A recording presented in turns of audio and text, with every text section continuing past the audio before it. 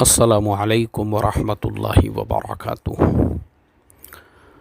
बिस्मिल्लाहिर्रहमानिर्रहीम नहमदुहु व नुसल्ली अला रसूलिहिल करीम व अला आलिहि व अस्हाबिहि अजमईन अम्मा बाद। मोहतरम भाइयों, बुजुर्गों, दोस्तों, ये हमारा इस्लाही मुआशरा का 1438वां सबक है।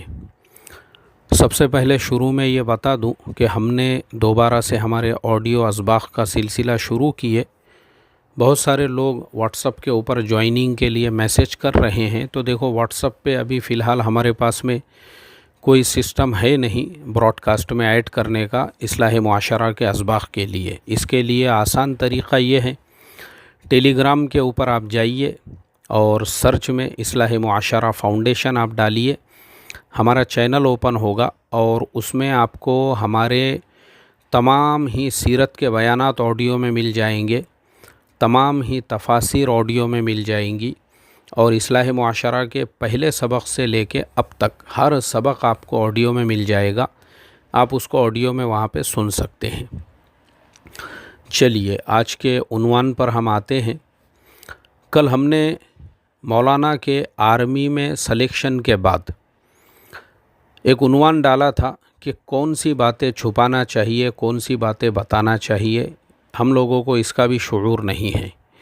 मैं उसी सिलसिले को आगे बढ़ाता हूँ क्योंकि मुझे उम्मीद है मेरी ये बातें जो संजीदा लोग हैं ज़रूर उनके काम आएगी। और जो छिछोरे हैं, जिन लोगों को टिकटॉक के ऊपर छिछोरापन देखने की आदत है, तो हो सकता है उन लोगों को जो है ये टॉपिक हज़म नहीं होगा या हो सकता है वो बोरियत महसूस करेंगे। लेकिन जो समझदार लोग हैं, जो अपनी लाइफ में कुछ चेंज लाना चाहते हैं, तो उनको ज़रूर इस उन्वान से फ़ायदा होगा। देखो, कल हमने ये कहा था कि आपकी ज़िंदगी में आपका अच्छा चाहने वाले बहुत कम होते हैं।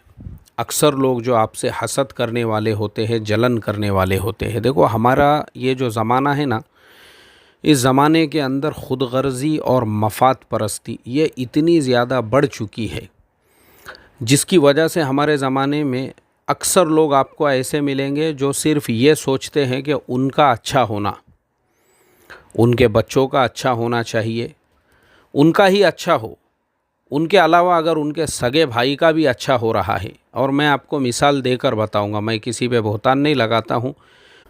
आप रोज़ाना के ख़बरों को देखिए, आपको कई ख़बरें ऐसी पढ़ने के लिए मिलेंगी जिसमें भाई ने भाई के साथ बुरा सलूक किया, भाई ने भाई के साथ झगड़े किया, भाई ने भाई के साथ। अब मैं आपको क्या बताऊं, एक जगह पे हम लोग रिश्ते के सिलसिले में पहुँचे और लड़की माशाल्लाह पसंद आ गई और जो लड़के वाले थे वो भी बड़े खुश हुए माशाल्लाह। और ज़ोहर की नमाज़ के अंदर हम लोग जो है उसी बस्ती की मस्जिद में गए, तो वहाँ पे मेरी पहचानत वाले एक साहब मुझे मिल गए। सलाम हुआ, वालेकुम अस्सलाम। फिर बातचीत के दरमियान में उन साहब ने कहा, अरे किधर आए थे तुम? तो हमने बोले, भाई फुलाने साहब की लड़की देखने के लिए आए थे। अरे बहुत ख़तरनाक लड़की है वो, अरे बहुत झगड़ालू है वो, अरे बहुत लड़ाक है वो। तो मैंने कहा, भाई ठीक है, शादी निकाह तो इनके बच्चे को करना है, लेकिन आप ऐसा क्यों बोल रहे? अरे मेरी सगी भतीजी है वो, मेरे साथ खुद झगड़े करती, बोले वो मुझे खुद हर बात का जवाब देती।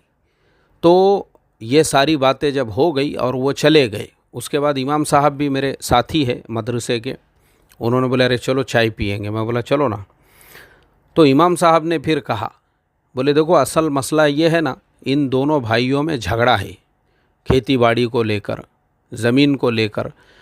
मैं खुद इनके दरमियान में सुलह कराने गया था। बाद में ये मुझे मिले ना, तो इन्होंने कसम खा के बोले थे, बोले मैं इसका कोई भी काम अच्छा नहीं होने दूंगा। और देखता, बोले मैं इसके बेटियों के डोलियां कैसे उठती है और इसके घर को रिश्ते कैसे आते हैं। बोले इमाम साहब, हर आने वाले रिश्ते को अगर मैंने नहीं भड़काया ना, मैं भी मेरे बाप की औलाद नहीं। बोले देखता ना, बोले मैं इनके रिश्ते जमन दिया मैंने, तो फिर बोलना बोले मुझे।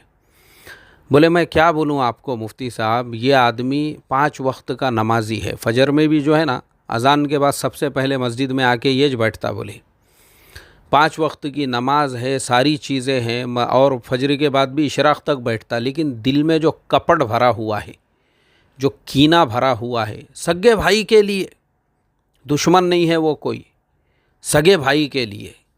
तो कल हमने जो टॉपिक छेड़े ना भाई, हमको पता है हमारी कौम के अंदर ख़ुद कौम की जड़ें खोखली करने वाले, आप लोगों को पता है सुल्तान सलाहुद्दीन अय्यूबी जब उन्होंने मस्जिद अक़सा को फ़तेह किया, उनका मुकाबला यहूदियों से नहीं था, बल्कि उनका मुकाबला उन्हीं मुसलमान हुक्मरानों से था, उन्हीं मुसलमान जासूसों से था, उन्हीं मुसलमान मुखबिरों से था, उन्हीं अपने दगाबाजों से था, जिन दगाबाजों से उनको निमटने के लिए सबसे ज़्यादा, अगर आपको वो पूरे डिटेल्स देखना है, इनायतुल्लाह अल्तमश की एक किताब है दास्तान ईमान फ़रोशों की, मैं 3 मरतबा पढ़ चुका हूँ उसको। आप लोगों को वही किताब मैं सजेस्ट करूँगा, पढ़ो उसको। आपको समझ में आएगा हमारी कौम में कैसे कैसे गद्दार आपको मिलेंगे, धोखेबाज आपको मिलेंगे, ऐसे ऐसे मिलेंगे, अपने वालों को ही। आपको क्या लगता है ये जेलों में जो मुसलमान नौजवान क़ैद है या बंद है, ये इसके अंदर आरएसएस का हाथ है, इसमें बीजेपी का हाथ है, इसमें जो है इस्लाम यहूदियों का हाथ है? बिल्कुल गलत बात है आपकी। इसके अंदर हमारों का ही हाथ है। वो हमारे जो आपके सामने खड़े रहकर, वो जैसे किसी शायर ने कहा है ना कि तस्बीह के तोड़ने में उनका भी हाथ है, जो आज कह रहे हैं कि दाने बिखर गए। आपको नहीं मालूम है आप कैसे कैसे शैतानों के साथ में उठते और बैठते हैं। ख़तरनाक लोग हैं भाई, ख़तरनाक। अपनों की ही जड़ें कैसी खोखली करना और अपनों को ही कैसे नुकसान पहुंचाना।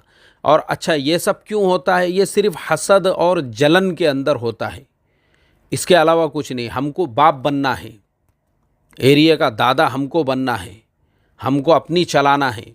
जो हमारे दरबार में आके हाज़िरी देंगे तो हम जो है ऐसे, मतलब जो उनकी खुशामद करने वाले हैं, जो उनके चापलूस है, जो उनके चमचे हैं, तो जो तुमको अगर समझो चमचा, चापलूस और इस तरह से तुम ज़िंदगी गुजार सकते हो कुत्ता बनकर। एक मोटे लफ्ज़ में मैं कहूँ, कुत्ते की ज़िंदगी। कुत्ता बनो, उनके आगे पीछे दुम फैलाओ, हाजी हाजी करो, तो तुम बहुत अच्छे। और जहाँ तुम अपने पैरों पे खड़े रह रहे हो और जहाँ उन्होंने देख लिया कि तुम किसी को बड़ापन नहीं देते हो, तुम ऐसों की हाजी हाजी नहीं करते हो, तुम ऐसों को जो है, तो उसके फ़ौरन बाद में फिर अब तुम्हारी जड़ें कैसी ख़त्म की जाए, तुमको बेवज़न कैसे किया जाए, बहुत ख़तरनाक। देखो आज मुसलमानों का इंडिया में जो ज़वाल हुआ है ना, ज़वाल, एक तो उरूज था जब मुग़लों की हुकूमत थी और निज़ाम साहब की हुकूमत थी, अब ज़वाल हो चुका है। अब जो आज के हालात है, इनकाउंटर हो रहे हैं और सारी ख़बरें आप लोगों के सामने हैं। ये जो ज़वाल हुआ है, ज़वाल, पता है आपको, ये जो हमारा ज़वाल हुआ है, ये इस्लाम दुश्मन ताकतों की वजह से नहीं हुआ है। हम अपने आपस में ही हर एक को बड़ा बनने का है, क्योंकि अब हुकूमत तो रही नहीं है, तो लोग मुखबिरी करके, दलाली करके बड़े बनना चाहते हैं और अपनों की ही जड़ें खोखली करके।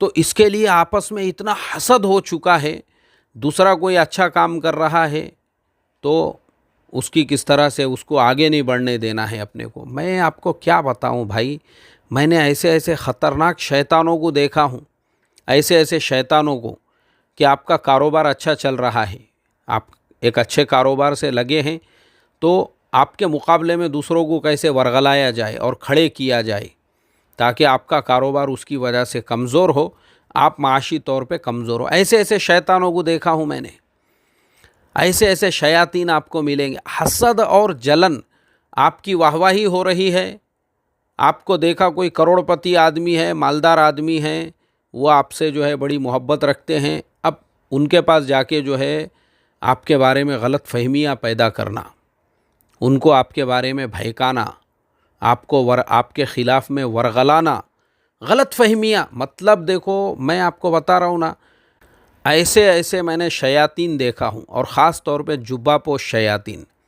अब वो मौलाना बेचारा भोला भाला, उनका लग गया आर्मी में नंबर, वो सोच भी नहीं सकते। मैंने खुद ऐसे अपनों को देखा हूँ कि अपने वालों की जड़ें खोखली करने के लिए कंपनियों में ईमेल करने वाले हमारे ही ख़िलाफ़ में कि इसका फ़लाने संगठन से ताल्लुक़ है और ये तुम्हारे कंपनी में जॉब करता है, और इसका फ़लाने तंजीम से ताल्लुक़ है।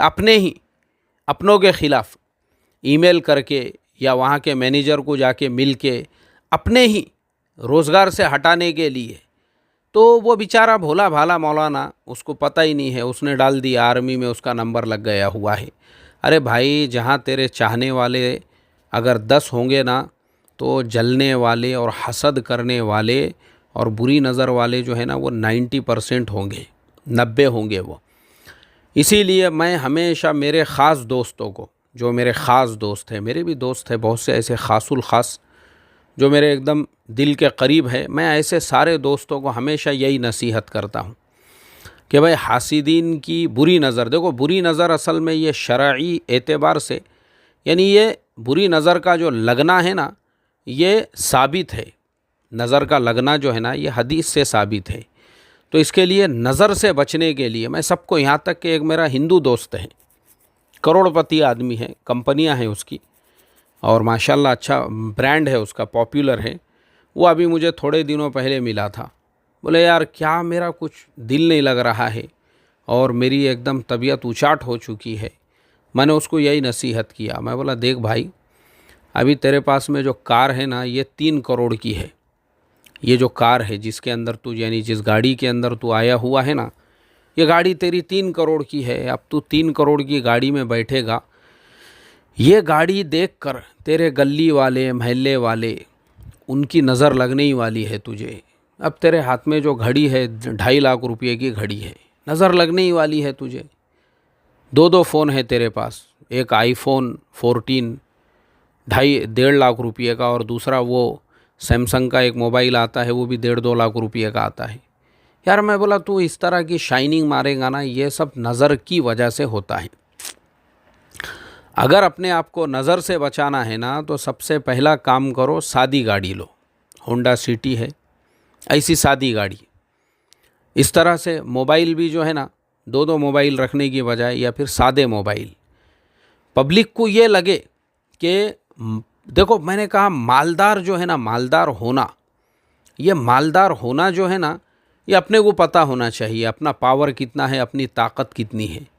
ये लोगों को बता के क्या फ़ायदा है तुम कितने मालदार है, ये मत, ये शाइनिंग है सिर्फ इसको। अब मैंने उसको फिर एक फ़ोटो बताया, मेरे मोबाइल में एक फ़ोटो है, रतन टाटा, मुकेश अंबानी और इलॉन मस्क, इसी तरह से मार्क ज़करबर्ग, वो चारों की फ़ोटो है। और उस फ़ोटो के अंदर ये लिखा हुआ है, बोले देखो, ये चारों के पास ना अरमानी सूट है, ना फुलाने शूज़ है, ना इनके पास रोल्स रॉयल्स गाड़ी में ये लोग बैठते हैं, ना ही इन लोगों के पास में 1-1 करोड़ की घड़ी है हाथ में बांधने के लिए, हीरे वाली। देखो आप इनको सिंपल लाइफ, मुकेश अंबानी भी है, सादे सिंपल कपड़ों में, हमेशा वो कोट होता है, एकदम सादा सिंपल, एक ट्रेडिशनल इंडियन जिस तरीके से होता है। मार्क ज़करबर्ग आप देखेंगे 50 रुपये की टी शर्ट और 70 रुपये का जो शॉर्ट, वो पहना हुआ आपको हमेशा नज़र आएगा। ये लोग जो है ना, ये लोग, इनके पास पैसे की कमी नहीं है, मगर ये अपने पैसे का शो ऑफ नहीं करते। इनको पता है कि भाई जो चीज़ अपने अंदर कितनी ताकत है, वो अपने को पता होना चाहिए। लोगों को बता के क्या फ़ायदा है। तो मैंने वो मेरे दोस्त को बताया, माशाअल्लाह उसने वो थोड़ा सा अपने आप को चेंज किया, और उसके अंदर जो है फिर तबीयत में बशाशत आ गई उसके बाद में। क्योंकि देखो, ये जो चीज़ें होती हैं ना, नज़र जो आपको लगती है और इस तरह से, तो क्योंकि हमारे ज़माने में हासिदीन जो है ना, हासिदीन वो बहुत ज़्यादा है। वो आपकी खुशियाँ जो है ना, खुशियाँ आपकी खुशियों की वजह से ऐसी अंगार, कुत्ते के गूके जैसी सूरत हो जाएंगी उनकी, ऐसी अंगार लग जाएंगी। आपने नई गाड़ी ली है, इसको अंगार लग गई।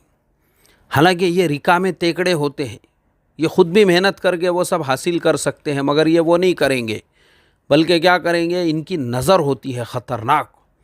तो ये बुरी नज़र से आपको देखेंगे और ऐसों की ही नज़र लगती है। चबूतरों पे बैठे हुए हैं, काम धंधा तो है नहीं, बस दिन भर वही लोगों की गीबतें, चुगलियाँ करना है और नज़र लगा के देखना है, किसने नई गाड़ी लिया, किसने नया घर लिया, किसको कितनी आमदनी हो रही है। तो इसके लिए मैं हमेशा ये कहता हूँ, पैसा इसलिए होना चाहिए कि हमको अपनी हर ज़रूरत पूरी हम उससे कर सके। हमको किसी के सामने हाथ फैलाने की ज़रूरत ना पड़े, शो ऑफ के लिए नहीं, शो ऑफ और दिखावे के लिए नहीं, वरना नज़र लगेंगी। और आखिरी में सिर्फ़ एक जुमला बोलूँगा, मेरा एक मुसल्ली 150 किलो वज़न था और नज़र लगने के बाद उसका 60 किलो वज़न रह गया। अल्लाह ताला हमारी तमाम की बुरी नज़र से हिफाजत फरमाए। अस्सलामु अलैकुम व रहमतुल्लाहि व बरकातुहू।